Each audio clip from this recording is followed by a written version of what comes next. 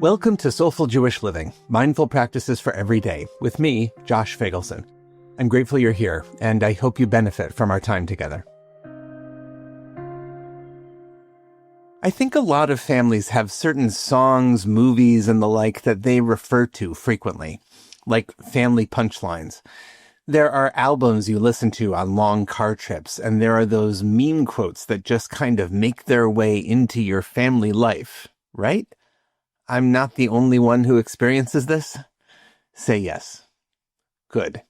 Okay, so in my family growing up, one of the sources of meme quotes was a comedy album from the 1970s called The 2013-Year-Old Man, starring Jewish comedy legends Carl Reiner and Mel Brooks. It was a sequel, 13 years later, to their original act, The 2000-Year-Old Man. Yes, for some reason, we listened to the sequel more than the original. Whatever. If you don't know these albums, you should. If you're Jewish, they're part of your heritage. Half of the shtick is just listening to Mel Brooks do his best impression of elders who spoke English with a Yiddish inflection. Whether or not you're Jewish, they're hilarious. At one point towards the end, though, there's a serious moment. The old man reflects that in his youth, he poked fun at his own parents. But then he starts talking about his own children, and here's what he says. I don't have to sit down. I'm fine. You're just like your father. We mock the thing we are to be. Oh, that's Yes. very, very sage. Sorry about the word mock, but everything else, remember. Channel everything else. Oh, We mock the thing we are to be. Yes. We make fun of the old, and then we become them. Look at that man bent over and spitting. And we, in a few years, they're bent over and we're spitting. Yes. Oh, we shouldn't have laughed, huh? Right? That's right. But we don't know at the time not to laugh. No, but My dad loved to quote this line to us, in the Yiddish accent, of course. And the thing is, as I've gotten older, I've found that it's true. We mock the thing we are to be. Mel Brooks, The Oracle. This is the 9th episode in our mini-series on ethical mitzvot, and today's topic is honoring elders. I think this is such an important mitzvah. Why? Because we live in a world that prizes youth more than anything. Our consumer culture peddles us pills and skin creams and hair products and diet fads and exercise regimens that are all designed to keep us from, God forbid, becoming old. We value things that are new, and we throw out things that are old. We want the upgrade, the latest edition. As soon as there's a new version of whatever it is, the phone, the car, the shoes, whatever we have is old and out of date. All of that is by design, of course. We're conditioned by advertisers to devalue the old stuff, so we'll buy new stuff all the time. And that attitude towards stuff winds up creeping into the way we treat people. We want the singer or the actor or the sports phenom who's new and hot, not old and washed up. Our culture values the latest and greatest, and it tends to cast aside elders. I think on some level, we all know that, and we're all kind of afraid of it, and that's why we buy the skin cream. The Torah has a different view. Mipnei seivah takum, you should rise before a wise elder. The hadarta pnei zaken, and you shall honor the aged. So says the book of Leviticus. Already in ancient times, it seems the Torah recognized this human inclination to devalue the elderly, to say, look at the old man bent over and spitting. And the Torah tells us not to. Instead, we should recognize the responsibility and the opportunity in our interactions with elders. We have a responsibility to ensure that they, like every person, is able to be recognized as an image of the divine.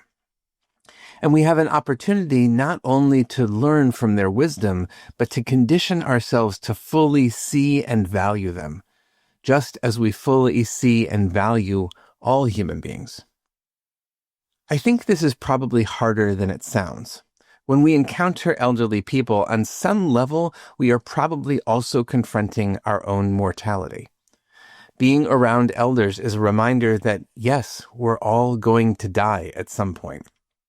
None of us gets out of this thing alive. You don't have to be Freud to recognize that somewhere inside us, even unconsciously, that's going to have an impact. But what an opportunity for practicing mindfulness, for noticing the feelings arising and then choosing a wise and compassionate response. So here's a practice for this week. Make a kavanah, an intention, that at least once a day you'll pause to really notice and value an elder. It could be at the grocery store or on the street. It could be in a phone call or a visit with a parent or grandparent. It could be volunteering at a senior center or assisted living facility. Whatever it is, just make that intention for this week. To notice, to see, to behold. Try to notice what, if anything, arises for you internally that leads you to resist interacting with an elder. Notice if there's some fear or some conditioning. Don't judge yourself for it. That really doesn't do any good, and you didn't choose to feel this way. But just notice it. And then see if you can set down the sensation that's generating that resistance and try to step into the opportunity of this mitzvah, to honor our elders, to learn from their wisdom, and to support them at this stage in their journey with dignity and respect. Try it out and let me know how it goes. Blessings for the journey. Know that I'm on it with you.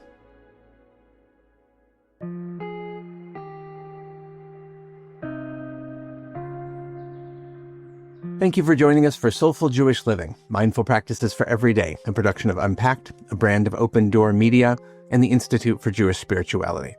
This episode is sponsored by Jonathan and Corey Califer and the Somerset Patriots, the Bridgewater, New Jersey-based AA affiliate of the New York Yankees. If you like this show, subscribe, share this episode with a friend, and give us 5 stars on Apple Podcasts. Check out our website, Unpacked.media, for everything Unpacked related, and subscribe to our other podcasts. And check out the Institute for Jewish Spirituality. Most importantly, be in touch about what you heard today, what you'd like to hear more about, or to dedicate an episode. Write to me at josh@unpacked.media. This episode was hosted by me, Rabbi Josh Feigelson. Audio was edited by Rob Pera, and we're produced by Rifki Stern. Thanks for joining us.